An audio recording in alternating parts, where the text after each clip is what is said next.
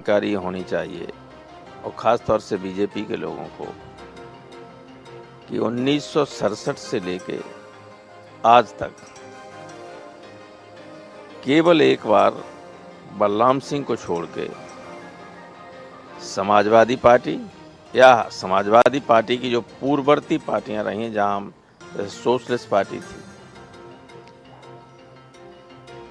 और उसके बाद लोकदल हुई, फिर जनता पार्टी हुई, फिर जनता दल हुई,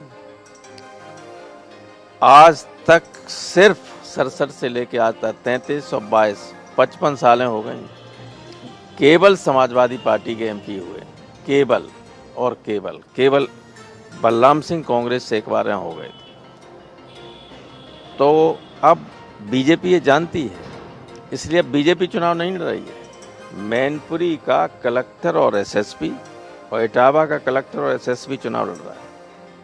एसडीएम्स को जिम्मेदारी दी गई है कि तुम जाओ प्रधान और कोटा डीलर्स को पैसे दो और उनसे कहो कि अपनी अपनी पोलिंग जिताएं, वरना कोटा कैंसिल हो जाएगा, प्रधान निलंबित हो जाएंगे। दूसरे, जितने लोग यहाँ ड्यूटी पे लगाए जा रहे हैं, छांट छांट के यादव और मुसलमानों को ड्यूटी काट दी गई, सबकी, किसी की नहीं लगाई गई।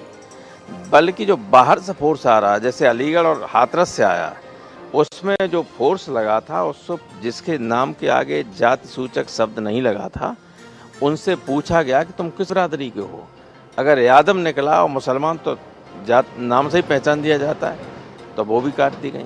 ऐसा कभी हिस्ट्री में नहीं हुआ। तो ये लोग ये समझते हैं कि जो दूसरे लोग ड्यूटी पे आएंगे, जो वो वोट डाल देंगे आके, क्या। लेकिन जब बुद्धि खराब होती तो ऐसे ही काम लोग करने लगते हैं। कल मुख्यमंत्री योगी आदित्यनाथ मैनपुरी में थे, करहल में, उन्होंने तमाम बातें कहीं और शिवपाल यादव जी को पेंडुलम और फुटबॉल तक कहा। अखिलेश यादव पे निशाना साधा उन्होंने और कहा जब समाजवादी पार्टी की सरकार थी तो चाचा भतीजे मिल के लूट करते थे। इस तरह के आरोप भी उन्होंने लगाए। देखिए, जिसके जैसे संस्कार होते हैं वैसी बात करते हैं।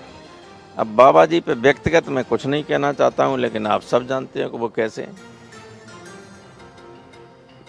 एक सवाल ये था कि शिवपाल यादव अब साथ आ चुके हैं, परिवार पूरी तरह से एक हो चुका है और ये माना जा रहा है कि जसवंत नगर से बड़ी जीत जो है वो हासिल होने वाली है। सर, क्या शिवपाल जी के यहाँ आने से और बड़ी मार्जिन से जीत होगी? देखिए, जहाँ तक शिवपाल जी का सवाल है, वो अभी भी पहले भी समाजवादी पार्टी के ही उम्मीदवार थे और पूरा जसवंत नगर का चुनाव वही देख रहे हैं, इंचार्ज वही हैं। जसवंत नगर ऐसा क्षेत्र है जिसने राम सिंह साख को 2 बार अकेले जसवंत नगर के बल पे एमपी बनाया।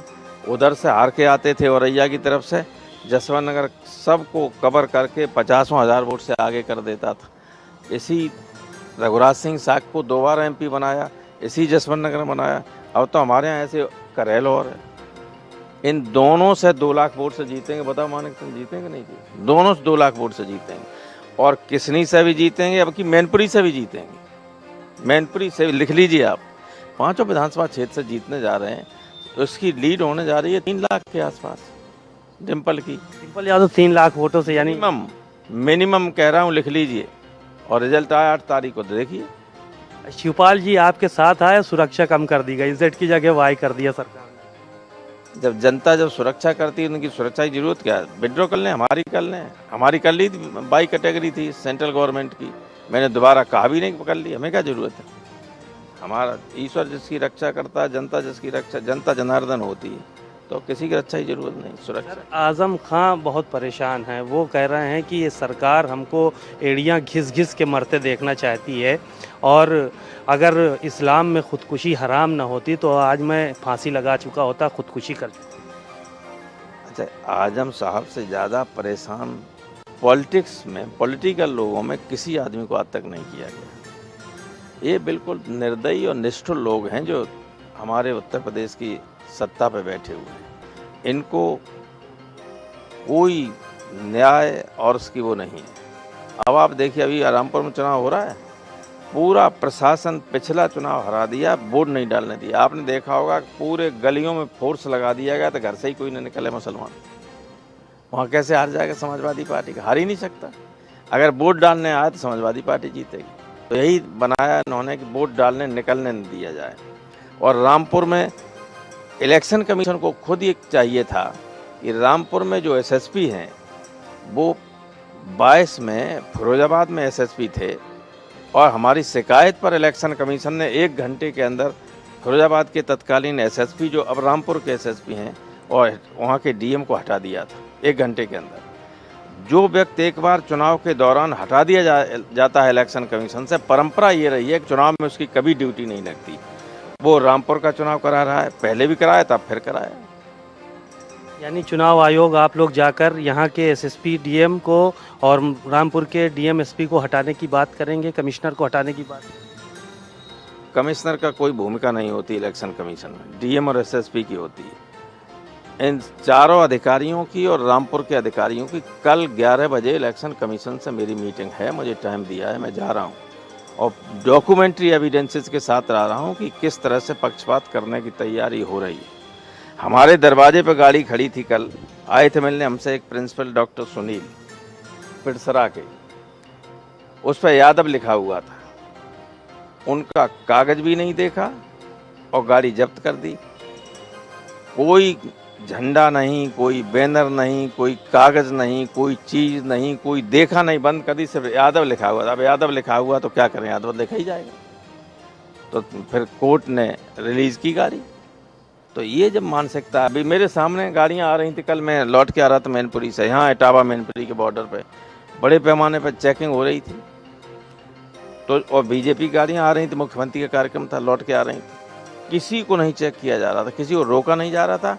सिर्फ जो और गाड़ियां थी उन सबको साइड पर खड़ा किया जा रहा था। तो जब मैं निकला था तो मैंने खुद देखा ये, हालांकि हमारी गाड़ी को तो रोक नहीं सकता कोई, न रोकेंगे, लेकिन मैंने देखा कि जिन पर झंडा लगे हैं, सब लगे हैं, आप देख तो लो कि इनकी परमिशन है कि नहीं। किसी को नहीं चेक किया जा रहा बीजेपी। और जो लोग बारात में जा रहे थे, इतनी बड़ी लगन थी, सब गाड़ियाँ रोकी जा रही, चेक की जा रही। राजपुर के लिए गाड़ियाँ मुड़ रही थी, शादी में जा रहे थे सब, उनके लगे हुए, लड़कियाँ बैठी, महिलाएं बैठी, बच्चे बैठी, गाड़ी चेक हो रहे हैं। और बीजेपी के झंडा लगाए जा रहे हैं, वो देख भी नहीं रहा कोई अधिकारी। उनके लिए अंधे हो जाते हैं, दिखाई नहीं पड़ता। तो जब ये स्थिति हो, लेकिन जितना ये करेंगे उतना ही लोग ज़्यादा वोट समाजवादी पार्टी के उम्मीदवार के लिए करेंगे। और हमेशा ऐसा होता रहा है, जब जब प्रशासन ने जहाँ जहाँ जाति की है तो जनता ने खड़े होकर इन लोगों को हरवा दिया। अच्छा, चलिए शुक्रिया। आपने सुना राम गोपाल यादव जी को, बहुत ही बेबाकी से उन्होंने अपनी बातें कहीं और साफ तौर पर ये कहा कि इलेक्शन कमीशन से वो कल मुलाकात करेंगे अधिकारियों से और जाकर अपनी बातों को रखेंगे कि किस तरह से डीएम और एसएसपी बेअंदाजी से मैनपुरी में काम कर रहे हैं और इटावा में काम कर रहे हैं। लोगों पे मुकदमे दर्ज किए जा रहे हैं, प्रधानों और कोटेदारों को धमकाया जा रहा है। कैमरामैन रजनीश के साथ सीमाब नकवी, भारत समाचार, सैफई। समाजवादी पार्टी के मुखिया अखिलेश यादव